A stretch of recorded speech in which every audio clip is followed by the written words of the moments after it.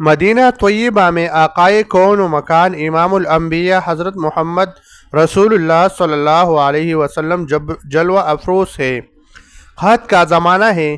آپ صلی اللہ علیہ وسلم نے چند صحابہ کی جماعت ایک طرف روانہ فرمائی۔ سب کا نام لے کر آپ صلی اللہ علیہ وسلم نے پکارا اور تھوڑا تھوڑا زاد راہ ان میں بانٹا اور اللہ کے نام کے ساتھ انہیں روانہ فرما دیا۔ ان میں سے ایک صحابی جن کا نام حدید رضی اللہ عنہ تھا، وہ اتفاق سے رہ گیا اور انہیں کچھ نہ ملا۔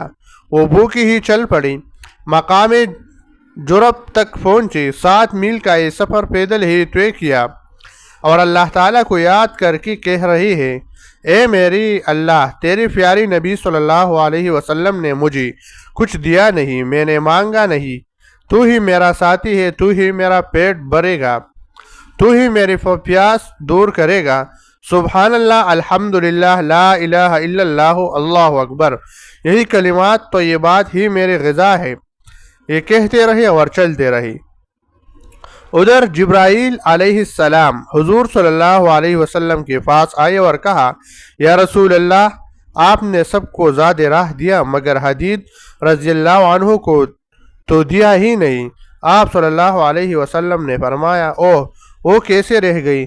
پھر آپ صلی اللہ علیہ وسلم نے ایک آدمی کو ایک تیلی دی اور ان کے پیچھے روانہ فرمایا۔ وہ جب ان کے قریب پہنچے تو انہیں آواز دے کر ٹھہرایا، پھر پاس جا کر وہ تیلی ان کو دے دی۔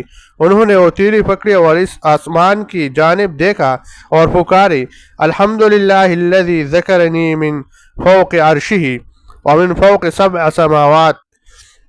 اے میرے اللہ، تیرا شکر ہے، تو نے مجھے اپنے عرش پہ یاد رکھا۔ اے میرے رب، تو نے مجھے نہیں بلایا، مجھے توفیق دے کہ میں بھی تجھے نہ بولوں۔